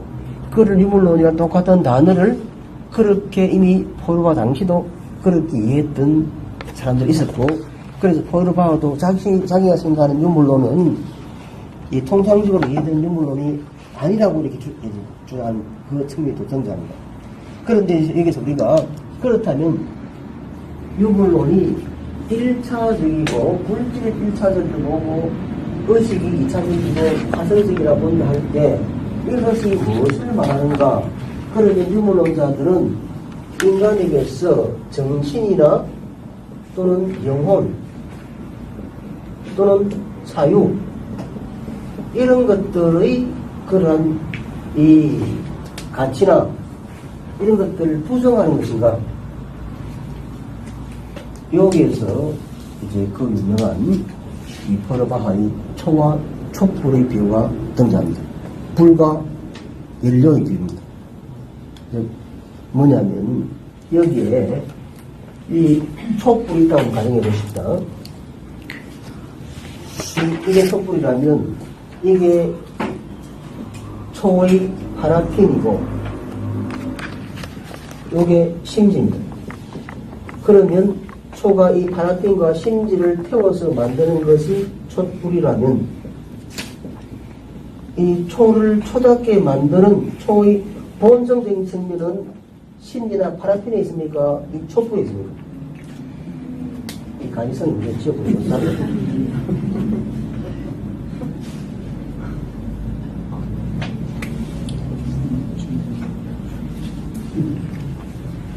그래, 보면 초 모양이 다 달라도 이 초가 촛불을 피워서 주위를 밝혀줘야 총이 거죠, 그죠?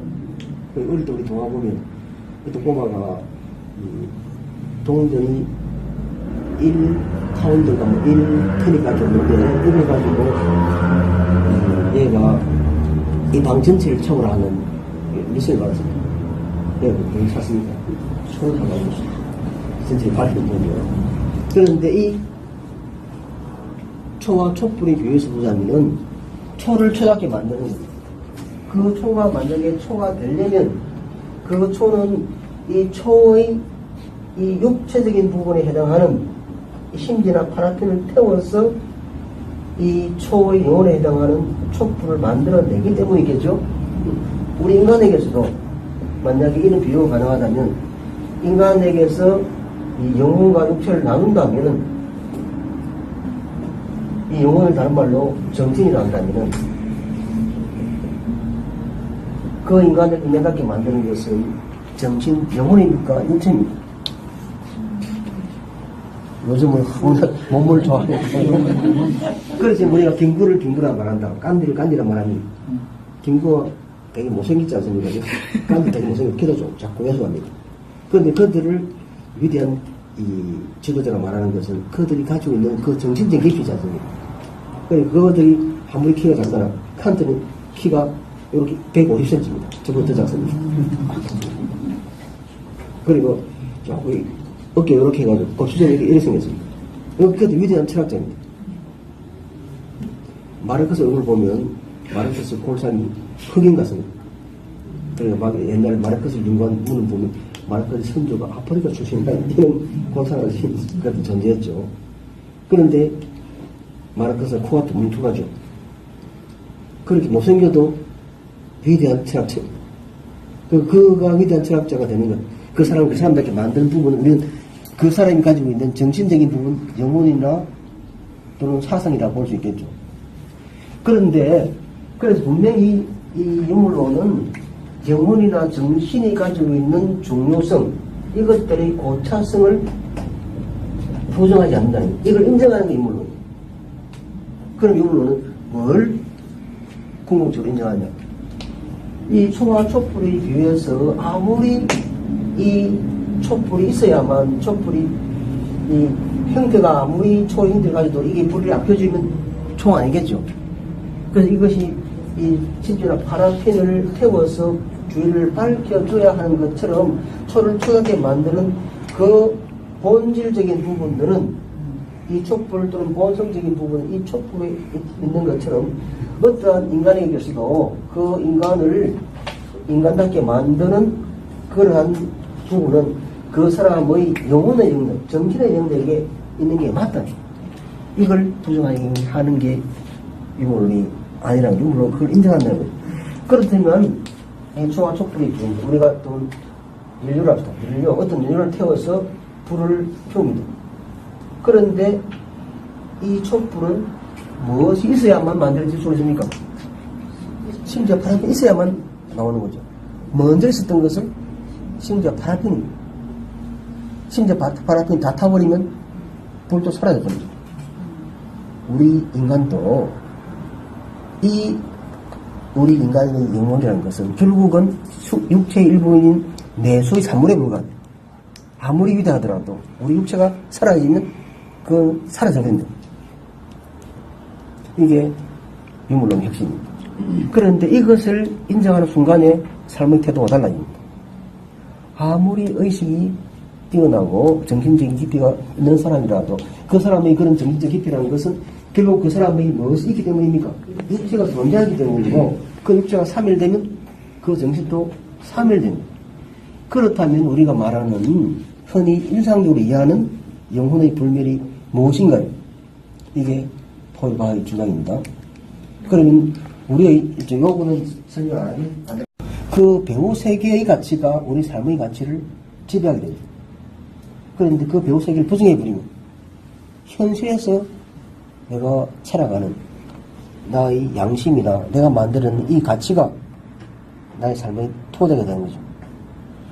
그러니 이건 니체가 또 한 말이죠. 예컨대 니체가 주인 도덕과 노예 도덕을 나눌 때 노예는 누굽니까? 기존의 가치에 관습적인 가치에 응변해서 살아가는 사람입니다. 그러니까 자라투스트는 이렇게 말했다 해서 낙이 같은 자입니다. 기존의 관습 응변해서 짐을 이렇게 메고 그 가는 자들이죠. 그런데 그런 가치를 파괴하는 자가 사자입니다. 새로운 가치를 만들어내요. 그리고 아이는 가치를 창조한 자입니다. 이게 니체가 말하는 것이죠. 그런데 가치를 창조하는 사람, 자신의 삶에 스스로 의미를 부여해서 자신의 삶을 자신의 것으로 만들어가는 자가 주인이고, 주인 도덕이고, 노예 도덕은 기존의 타인이 만들어내는 가치를 따라가는 자입니다. 이게 노예입니다. 그러니까 나중에 겨울의 가치가 이 니체를 무슨 파시즘과 연결시켰어요. 그걸 공격했지만 실제로 니체가 이 파시즘과 연결될 그런 게 전혀 아니라면 이 주인 도덕과 노예 도덕을 잘못 이해한 것이죠. 그것을 히틀러가 주인 도덕인 것처럼 이렇게 또 니체를 잘못 이해한 이 왜곡시켜서 만든 자들이 니체 철학이 주인 도덕을 말하면서 주인이 우월한 자가 일등한 자를 지배하는 것처럼 이렇게 설명한 것처럼 실제로는 니체가 말하는 주인 도덕이라는 것은 스스로 가치를 만들어가는 자의 도덕입니다. 기존의 간접적인 가치에 얽매이지 않고 새롭게 가치를 부여하고 새롭게 의미를 부여하는 자. 그러면 우리는 누구나 주인이 될 수 있죠. 아무리 돈을 많이 가지고 지가 높아도 그들은 모해가 될 수 있는 거죠. 그러니까 이런 측면에서 실제로 니체도 상당히 유물론적인 측면을 가지고 있는데 다시 반복하자면 니체는 그 유물론을 이른바 본질적으로 보기 때문에 자신 유물론이라 말하지 않고 자신의 철학을 그냥 자신의 디오니소스적 철학이라고 부르는 것이죠. 디오니소스는 현실을 있는 그대로 받아들이는 거예요. 요렇게 될 텐데, 오늘, 어쨌든, 다음 시간에 요걸 조금만 더 하시겠습니다. 요 다음 시간에, 요, 기계적 인물론과 변정적 인물론의 차이가 또, 이게 중요한 부분인데, 그냥 다음에 또 하기로 하고, 다음 시간이 되면, 한번 이걸, 이게, 포일바가 유물론과 종교 비판인데, 오늘 종교 비판을 못했습니다. 포일바를 어떻게 종교 비판을 하는가, 이걸 못했는데, 종교 비판이 또 포일바 유물론의 핵심입니다.